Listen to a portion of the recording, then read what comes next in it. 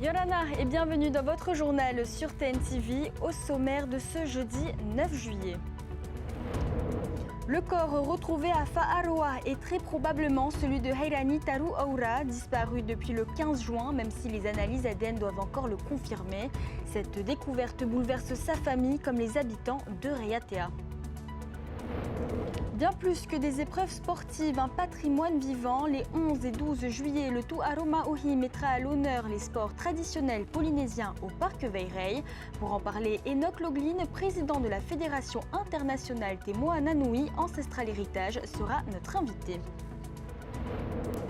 À Huahine, les premiers chants ont résonné, les premiers pas de danse ont lancé les festivités. Le Heiba 2026 a officiellement débuté hier soir avec la cérémonie du Rahiri, une ouverture placée sous le signe de la culture, du partage et de la transmission.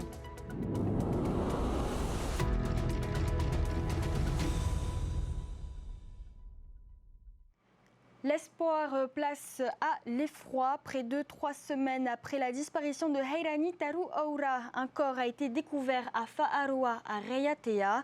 Sans doute le sien, même si les analyses ADN sont toujours en cours. À Raiatea, l'émotion est palpable. Jessica Doucet. Pendant plusieurs jours, la famille, les proches et de nombreux bénévoles ont multiplié les recherches portées par l'espoir de retrouver Hairani Taru Aura vivant. Mais vendredi, la découverte d'un corps à Fa'aroa a brutalement fait basculer cet espoir. Son grand-oncle a appris la nouvelle hier sur les réseaux sociaux. Depuis, la douleur est immense. Ça m'a fait mal d'apprendre la nouvelle. Aujourd'hui, nous sommes sûrs que c'est lui le corps retrouvé par la police. Ce garçon avait l'habitude de traîner chez moi et maintenant, il n'est plus là. J'ai mal au cœur.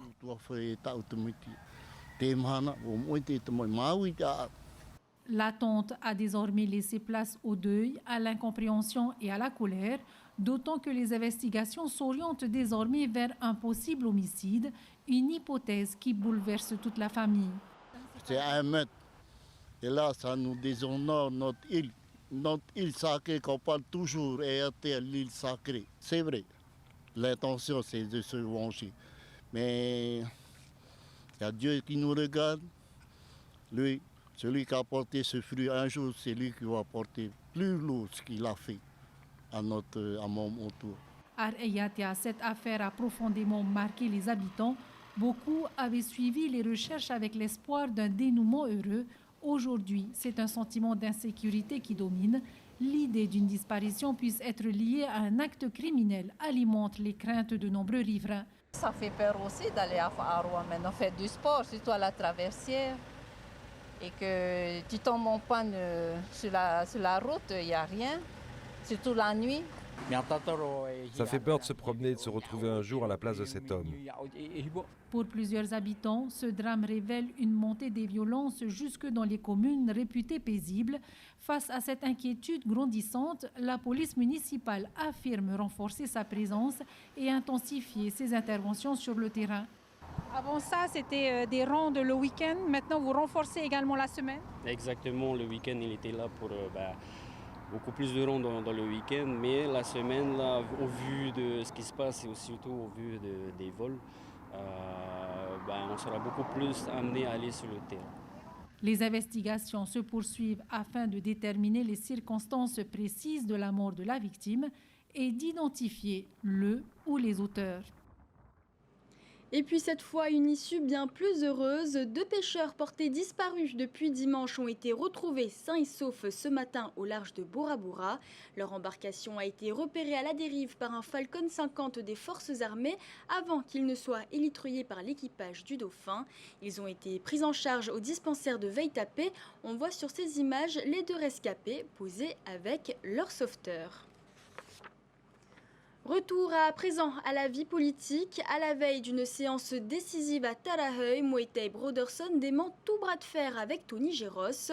Le président du pays affirme qu'une rencontre entre les responsables de Afanotia et du Tavini a permis d'apaiser les tensions. L'objectif est désormais clair, faire adopter demain le collectif budgétaire numéro 2.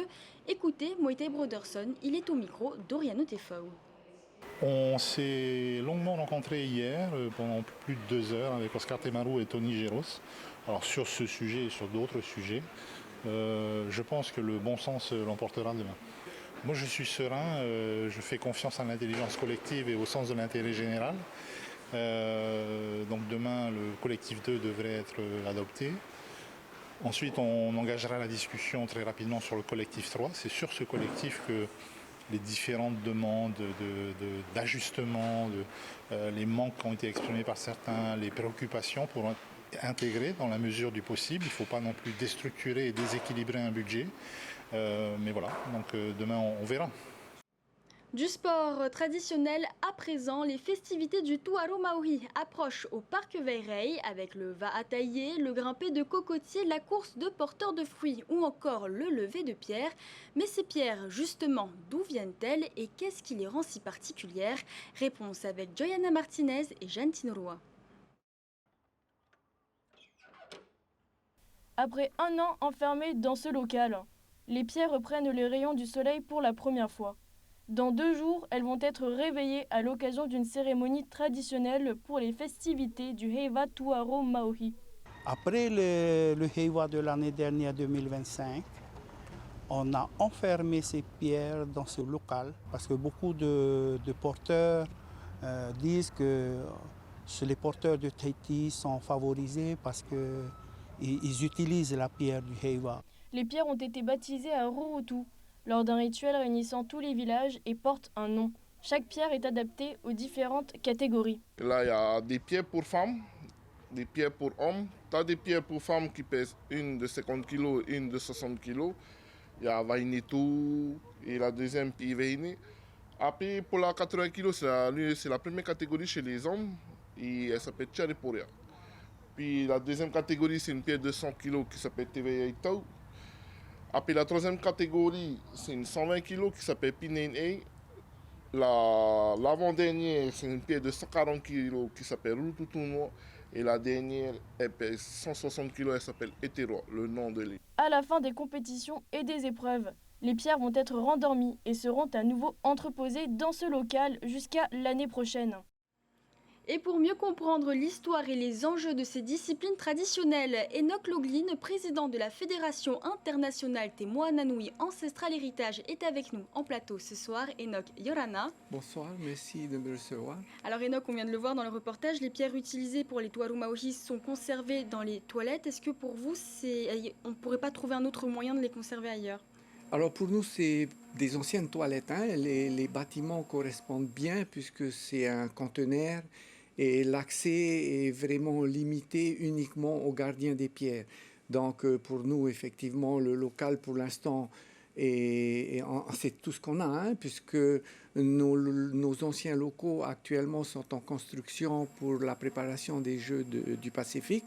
Et nous espérons bien sûr retrouver nos anciens locaux au Stade Fatawa. Donc justement, en parlant des Jeux du Pacifique, est-ce que vous ne vous sentez pas délaissé, qu'on délaisse le sport traditionnel pour les Jeux du Pacifique ?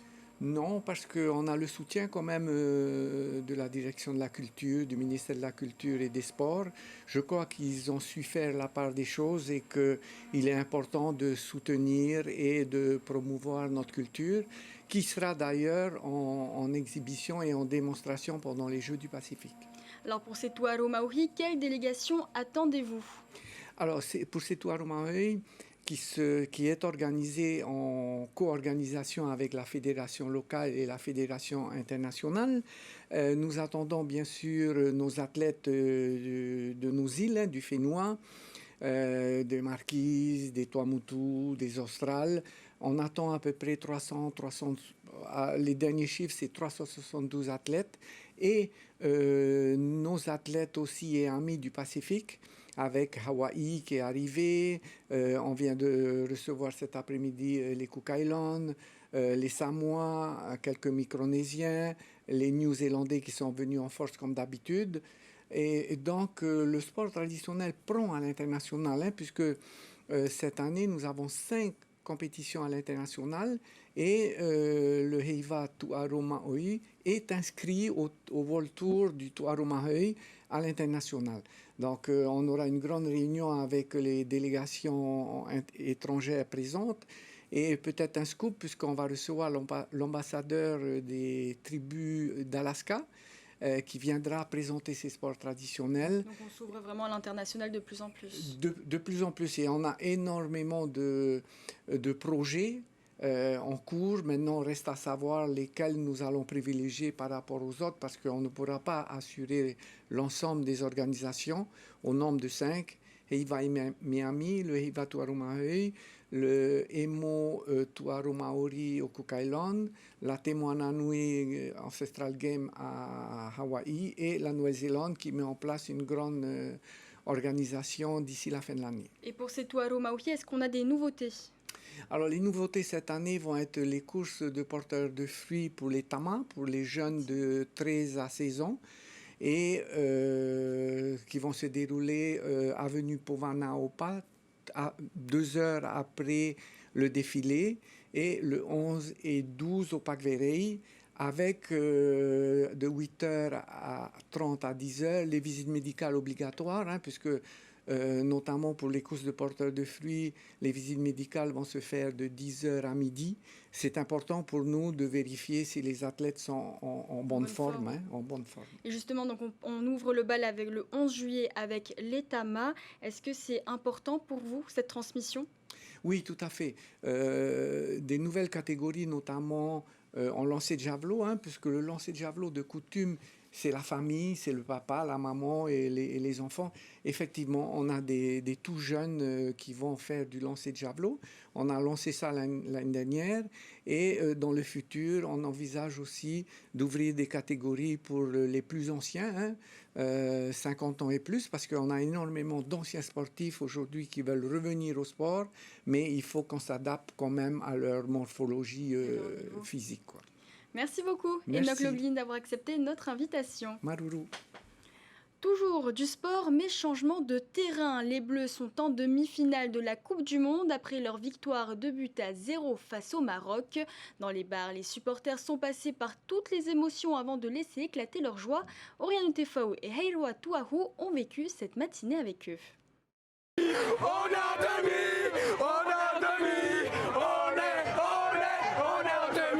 Des chants, des cris et des drapeaux. Dès le coup de sifflet final, les supporters laissent exploser leur joie. Pourtant, quelques minutes plus tôt, le scénario était bien différent. La première période laisse les supporters sur leur faim. Les Bleus dominent les débats mais ne parviennent pas à concrétiser. Le pénalty manqué de Kylian Mbappé laisse même planer le doute sans entamer cependant la confiance des supporters. Décevant parce qu'ils dominent carrément sur tout, ils ne concrétisent jamais, donc c'est juste frustrant et on a hâte de voir la deuxième période pour qu'ils gagnent enfin. Carrément. C'est pour ça qu'on est là d'ailleurs. Je viens du travail et bon, j'ai pris quand même une petite heure pour venir voir le match. La cohésion elle est là, il n'y a pas de souci. On gagne, c'est sûr. Au retour des vestiaires, la tension monte encore d'un cran. À la 60e minute, Kylian Mbappé efface son pénalty manqué et ouvre enfin le score. 6 minutes plus tard, Ousmane Dembélé double la mise. Cette fois, plus aucun doute, les Bleus filent en finale.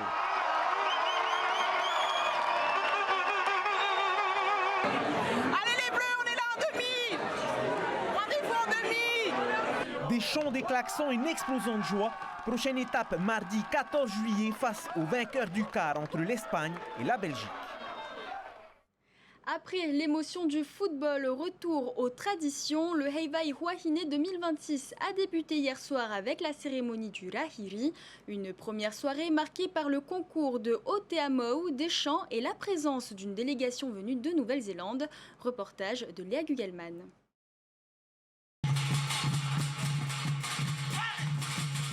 Oteamou, chant et danse du feu. L'ouverture du Heiva a tenu toutes ses promesses. Une soirée placée sous le signe du partage et une occasion pour les habitants de l'île de se réunir. C'est quelque chose d'incroyable parce que ça se passe une fois dans l'année et ça nous permet aussi de rassembler chaque district ici de Wainé, tout dans la festivité et puis dans la bonne humeur. Comme c'est l'ouverture ce soir, il y a du monde. Quand même l'ambiance était là, tous les districts, parce que c'est une première encore qui est 7 districts quand même qui participent sur 8. Du coup, il y a du monde. Tout le monde est venu pour soutenir son district. Près de 1000 personnes étaient présentes sur la place Marara pour célébrer la culture polynésienne. On attend également de toutes ces soirées un héritage, un patrimoine qu'on va laisser à notre population et tout particulièrement à nos enfants, à nos jeunes, pour qu'ils puissent au mieux découvrir à travers tous ces thèmes Huahine. On fait tout pour que chaque année on puisse tenir notre Heiva, également aux îles Raroumate. Et je pense que nous ne sommes pas nombreux à organiser ces fêtes et pourtant qui est essentiel à notre patrimoine, à notre identité culturelle. Et c'est quelque chose qu'à Huahine on veut maintenir malgré tout, malgré les moyens. La soirée marque le début de grandes festivités qui dureront jusqu'au 18 juillet. De Huahine, direction Taha, où les festivités du Heiva ont commencé le week-end dernier. Aujourd'hui, place au concours d'artisanat. Parmi eux, la confection de couronnes, une épreuve réservée aux moins de 25 ans. Désiré Teivao et Juliano Tautou. Des mains habiles, des gestes précis et beaucoup de créativité. Chaque participant compose sa couronne avec les végétaux qu'il a sélectionnés. Croton, métois-pois, oiseaux de paradis ou encore opouis prennent place au fil des créations. J'ai utilisé du croton et il n'y a que ça. Que du croton, c'est un choix? Oui, la simplicité. Il faut venir, c'est pour nous, c'est pour apprendre, à partager aussi notre culture. Il faut le faire, même si on ne sait pas, il faut oser quand même. Une fois les dernières finitions apportées, place au regard du jury. Harmonie des couleurs, solidité de l'assemblage, équilibre de la composition. Chaque détail est observé avant d'attribuer les notes. Elles ont fait en sorte que les feuilles gardent comme elles ont cueilli sur l'arbre. Et ça, c'est très difficile parce que les feuilles ne sont pas chiffonnées. Presque tout le monde, alors on regarde, on essaie de chercher encore ailleurs quelle est la feuille qui n'a pas été bien saisie. Au-delà des couronnes, d'autres épreuves mettent aussi en valeur les savoir-faire de l'île, comme la confection de bouquets ou encore les concours de tressage.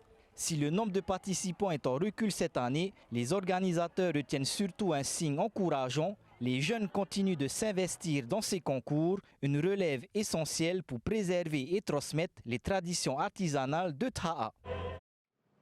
C'est la fin de ce journal, merci de votre fidélité. Tout de suite sur TNTV, retrouvez votre émission Fa'arotu avant un nouveau numéro au cœur du Heiva avec pour invité Heimoana Metoua et Jean-Marie Biré. Demain, Vémi Thierlo sera aux commandes de votre journal. Quant à moi, je vous souhaite un excellent week-end. On se quitte avec ces images du Heiva et la prestation du groupe Tamari Iveirao engagé dans la catégorie Hura Avatau.